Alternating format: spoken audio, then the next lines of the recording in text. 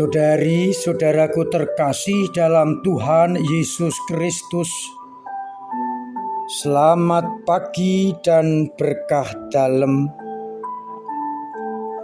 Kita bertemu kembali dalam renungan harian Rabu 13 Maret 2024. Seperti biasa, kita mendasarkan permenungan kita pada kedua bacaan Ekaristi hari ini.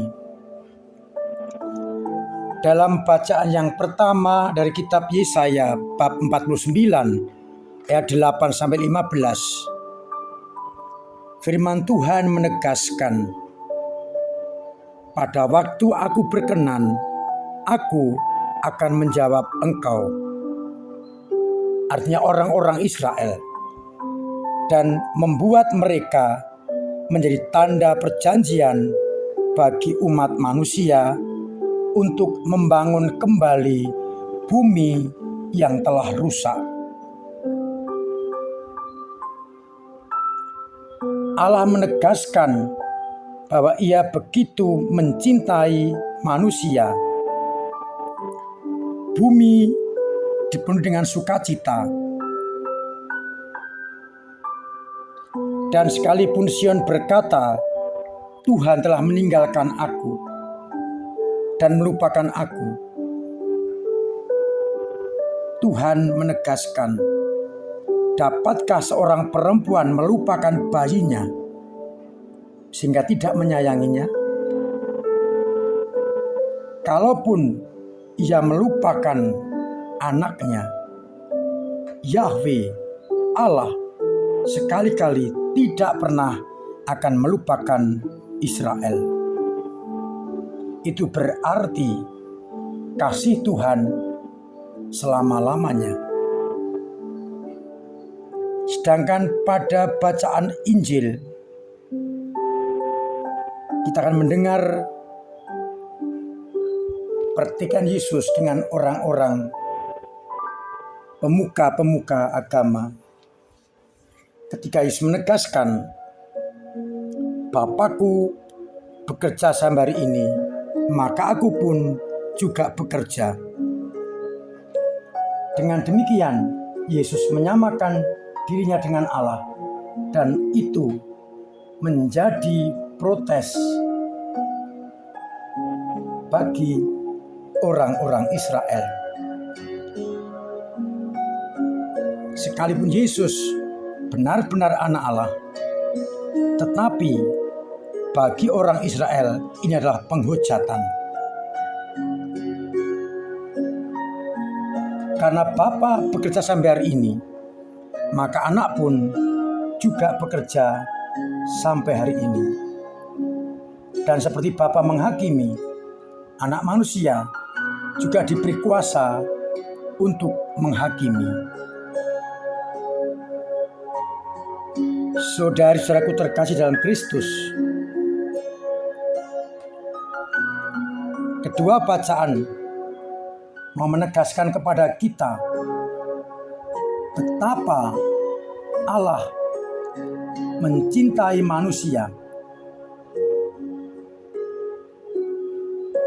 bahwa Ia tidak pernah akan meninggalkan umatnya, seperti seorang ibu menyayangi anak kandungnya. Israel menjadi anak emas Allah. Tetapi Israel tidak menanggapinya, menolaknya. Bahkan ketika Bapa mengutus anaknya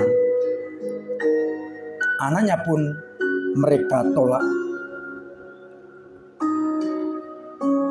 Namun Yesus menegaskan kembali bahwa anak mengerjakan apa yang dikerjakan Bapa, sehingga sang anak menjadi representasi dari Bapa sendiri. Dengan demikian, Yesus mau menegaskan kepada orang-orang Israel, orang Yahudi waktu itu, bahwa Dia dan Bapa adalah satu. Bapa bekerja sampai hari ini lewat Sang Putra. Maka siapapun yang percaya kepada Bapa, hendaknya juga percaya kepada Sang Putra. Karena Dialah yang diutus Bapa untuk menjadi saudara kita, menjadi sahabat kita, agar kita lebih mudah mengenal Bapa lewat persahabatan kita dengan Sang Putra yang tinggal bersama kita, ambil bagian dalam rupa manusia, kecuali dalam hal dosa. Maka pertanyaan untuk kita renungkan hari ini, kalau Yesus adalah utusan Bapa, bahkan anak yang terkasih yang diberikan kepada kita, bagaimana tanggapan kita kepada Sang Putra yang ingin agar kita mengikutinya dan mendapatkan keselamatan? Sudahkah kita mendengarkan sabda dan kehendaknya dan kemudian melaksanakan?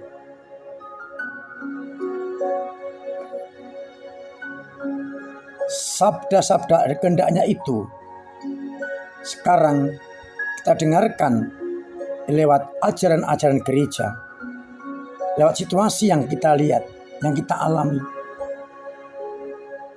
dan lewat pewartaan cinta kasih. Apakah hidupku sudah mencerminkan hidup seorang anak dari Bapa sendiri? Mudah-mudahan pada masa Prapaskah ini kita mampu kembali menempatkan Allah dalam perjuangan hidup ini, yang sekarang ini seringkali kita mendasarkan hidup kita pada ego, kedagingan, keduniawian, dan menyingkirkan Allah. Menyadari kebaikan Allah lebih dari seorang ibu yang menyayangi anak kandungnya. Mari kita tanggapi dengan selalu hidup menurut sabda dan kehendaknya, agar akhirnya kita menjadi anak yang sungguh berkenan kepada Bapa dengan senantiasa melaksanakan kehendaknya. Meskipun banyak tantangan, kesulitan, hambatan dari dunia, kita tidak boleh mundur, tidak boleh menyerah, karena Sang Bapa lewat Sang Putra akan terus menolong kita untuk mengatasi tantangan-tantangan, godaan-godaan yang datang dari dunia. Mari bersama-sama kita tempatkan kembali Allah di dalam perjuangan hidup kita, agar akhirnya hidup dan karya-karya kita didasarkan atas sabda dan kehendak Allah. Tuhan memberkati kita sekalian. Amin. Marilah berdoa. Bapa yang penuh kasih, kami bersyukur atas sabda-Mu yang mengingatkan kepada kami betapa Engkau mencintai kami, sehingga rela mengutus putra-Mu ke dunia untuk menjadi penyelamat kami. Maka mampukanlah kami untuk menanggapi sabda-Mu itu yang untuk ke dunia dengan terus-menerus mendengarkan kehendak-Nya, agar akhirnya hidup dan karya-karya kami terarah hanya kepadamu. Kuatkanlah iman kami bila kadang kami lemah, kami bimbang, kami takut, kami jatuh. Agar kami Kau yakinkan, di balik itu ada sukacita abadi. Semoga umat-Mu yang sakit Engkau sembuhkan, yang punya beban berat Engkau ringankan, yang punya persoalan Engkau bantu mengurai, yang kesulitan ekonomi Engkau bantu bersamanya, dan yang telah berpulang menghadap-Mu Engkau terima dalam pangkuan-Mu yang abadi.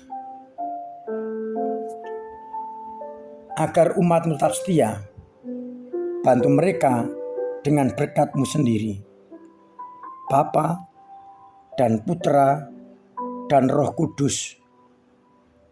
Amin.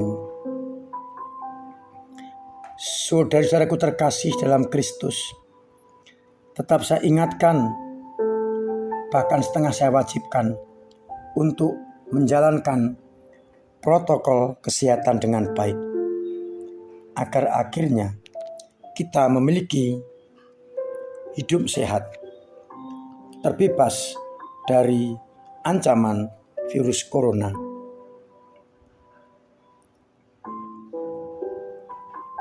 Mari di masa Prapaskah yang tinggal sebentar lagi ini kita jalani, kita sungguh-sungguh mengisinya dengan olah rohani, pantang dan puasa, dan amal dengan mengisi kota APP. Kita manfaatkan sakramen pertobatan yang dimulai kemarin dan akan tambah hari ini sampai besok. Hari ini akan ada romo tamu supaya umat bisa leluasa memilih romo di luar paroki. Hanya hari ini.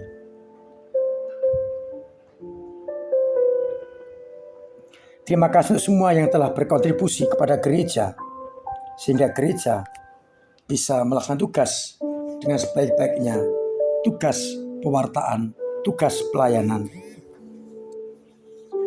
Bila akhirnya nanti banyak orang yang terbantu oleh gereja, doa-doa panjenengan, tenaga dan karya serta dana sangat berguna untuk membantu umat. Untuk itu diucapkan banyak terima kasih. Mari kita siapkan hati untuk menyambut Paskah dengan baik, sekaligus menyambut perayaan dengan latihan kur, latihan misdinar, latihan lain-lain yang berguna untuk mensukseskan perayaan Pekan Suci.